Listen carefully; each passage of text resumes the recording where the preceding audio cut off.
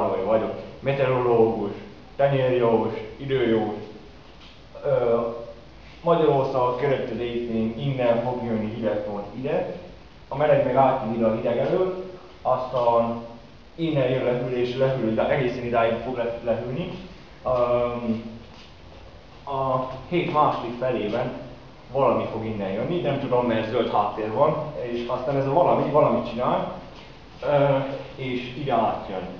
A valamik aztán meg sokszorozódnak, sok valami lesz belőle, és hadat üzennek az izéknek, és a valamik le fogják gyilkolni az izéket.